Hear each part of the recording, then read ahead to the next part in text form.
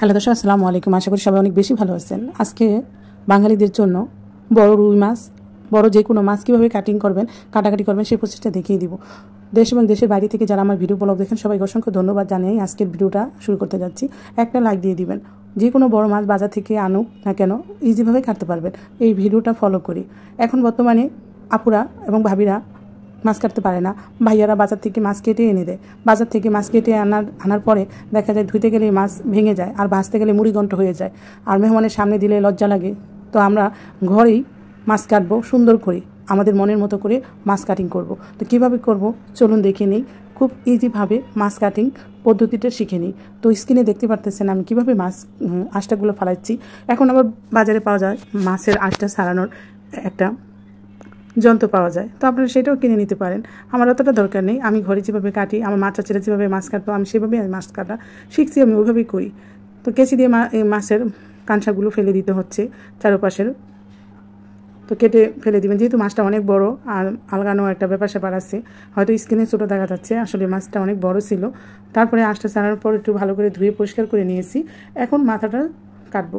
মাথাটা একটু মাংস রেখে কাটতে হবে, কারণ বাজার থেকে যে মাথাটা কাটে এত ছোটো করে কাটে, মাথাটা আসলে রান্না করাই একটা শুধু শুধু মনে হয় আমার কাছে।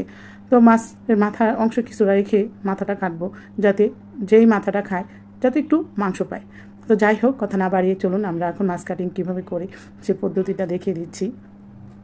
তো প্রথমে কাটার পর তারপরে নিচের থেকে কাটবো, যেটা আমি মা আমার চাচিকে দেখেছি সেভাবেই কাটবো। বাজার থেকে মাছ কাটা যেভাবে করে আমি সেভাবে করব না, আমি আমার মতো করে করব। গ্রামগঞ্জে যেভাবে মা চাচিরা মাছ কাটতো সেভাবে আমি করব।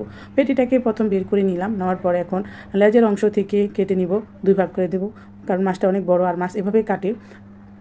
তারপরে মাঝখানে কিছু অংশ কেটে নিচ্ছি, 2 ফালি করে নিচ্ছি, দেখতেই পাচ্ছেন 2 ফালি করে নিচ্ছি, ভাগ করে নিব। ভাগ করার পরে তারপরে মাছটা পিস পিস করে নিব। তো পেটার অংশ একটু বড় বড় করে রাখতে হয়, কারণ পেটার অংশ 2 ভাগ হয়ে যায়, সেই জন্য পেটার অংশ একটু মোটা রাখার চেষ্টা করবেন। আমার যে হাতের মুঠোয় আঙুলের 1 আঙ্গুল পরিমাণ মতন আমি রাখতেছি। তারপর লেজার অংশটা কেটে নিচ্ছি, কীভাবে কাটতেছি দেখতেই পারতেছেন। 1 আঙ্গুলে আমাদের হাতের যে কর থাকে সেই করের 1 করের মতো আমি রাখতেছি। তো এভাবে কিন্তু আপনারা মাছ কাটতে পারেন। তারপর লেজারা কেচে নিলেই হয়। বাজারে মাছ কাটা আসলে বিরক্তি লাগে, মাছ কেটে আনে সহজ, বাট মাছ এত ছোটো করে কাটে আমার কাছে খুবই বিরক্ত লাগে, যেটা সত্যি। ওই মাছ ভেঙেই যায়। তারপরে কি করতে হবে, এই পদ্ধতিটা হয়তো অনেকে জানেন না। মাছের ভিতরে রগ থাকে, সেই রগটা অনেকে জানেন না, অনেকে ফেলে না। তো দেখুন মাছের রগটা কিভাবে আমি বের করে নিচ্ছি আপনাদের সামনে। এই রগটা ফেলে দেওয়ার চেষ্টা করবেন। যে কোনো মাছে এই রগটা থাকে, ইলিশ মাছ বলেন, বড় কোনো মাছে এই রগটা থাকে, এই রগটা ফেলে দেওয়া হয়, আর এই রগটা খাওয়াটা আমাদের জন্য হারাম। তারপর আমরা অনেকে কিন্তু জানি না, এই মাছের রগটা খেয়ে নিই। তো এই রগটা অবশ্যই ফেলে দেওয়ার চেষ্টা করবেন। হয়তো আজকের পর থেকে অনেকে বলবেন যে আমি এর আগে কখনো রগ ফালানো দেখিনি, কারণ এর আগে আমি আরও ভিডিও দিয়েছি, সবাই একই কথাই বলেছে। তার আজকে আবার বলে দিলাম। আমার যে হাতের যে আঙুলের 1 মাপে করে মাছগুলো কাটতেছি, দেখতে পারতেছেন একদম পাতলা হচ্ছে না, আবার অনেক মোটাও হচ্ছে না। আর এই মাছ ভাজতে গেলে একটু ছোট হয়ে যাবে, সেই জন্য মাছ এভাবে কাটাই পারফেক্ট। আমি একদম পারফেক্টই মাছ কাটতেছি, অনেক বড় পিস করতেছি না এবং ছোট ছোট পিস করতেছি না, পাতলা পিস করতেছি না। তো কীভাবে মাছ কাটিং করলাম সেটা অবশ্যই কিন্তু আপনাদেরকে বলে দিচ্ছি। আর মাছের যে মাথার পেটিটা ফেলে দিব, পেটিটা ভালো না, ভালো হলে রেখে দিতাম। পেটির রান্না কিন্তু অনেক মজা, এর আগে আমি একটা ভিডিও দিয়েছি। তারপরে মাথার কাঁচা থুতমা এগুলা ফেলে দিব। ভিতরে কাঁচা খাওয়া ভালো না, যেটা আমি শুনেছি। আমি একটা রেসিপি দেওয়ার পর একজনে আমাকে কমেন্ট করেছে মাছের কাঁচা খাওয়া বলে ভালো না, যেটাকে আমরা অনেকে কি বলে জানি না।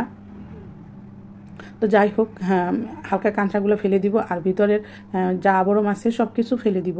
তো এইভাবে মাছটা খুব সহজেই কিন্তু কাটতে পারবেন ঘরেই, আর দরকার হবে না বাজার থেকে মাছ কাটিং করার। ফুলকা, যেটাকে ফুলকা বলা হয়, কাঁচার সাথে যে ফুলকা থাকে, ওই ফুলকাটা বলে খাওয়াটা ভালো না, যেটা আমি শুনেছি। তো যাই হোক, এখন আমি মাছের সব কিছু আবরণ ফেলে দিব ধোয়ার টাইমে, ছুরি দিয়ে ভিতর দিয়ে ঢুকিয়ে তারপরে কাঁচার বোকা যা আছে সব ফেলে দিব। তো আমি মাছ কিন্তু সবগুলা কেটে ধুয়ে নিয়ে আসছি। এই পর্যায়ে মাছ আপনারা ফ্রোজেন করে রাখতে পারেন, একটা বাটির মধ্যে কিংবা একটু পানি দিয়ে ফ্রোজেন করে রাখবেন, অনেক দিন পর্যন্ত এই মাছ রেখে খেতে পারবেন। তো আজকের মাছ কাটিং ভিডিওটা কেমন হয়েছে অবশ্যই কমেন্ট করে জানাবেন। আর অনেক ভাইয়ার আপুরা জানে না যারা মাছ কাটিং করতে, তাদেরকে শেয়ার করে দিবেন, যাতে তারা এই ভিডিও মারফতে সুন্দরভাবে ইজিভাবে কাটতে পারে। আর মাছ কাটা করতে খুবই সুন্দর হয়েছে, দেখতেই পারতেছেন খুব সুন্দর করে কেটে নিয়েছি। তো আপনারা এইভাবে কেটে নিতে পারবেন। ঘরের মাছ কাটার মধ্যে একটা অন্যরকম সুন্দর থাকে, বাজার থেকে মাছ কাটলে মনের মতন হয় না। ভালো থাকবেন, সুস্থ থাকবেন, আল্লাহ হাফেজ।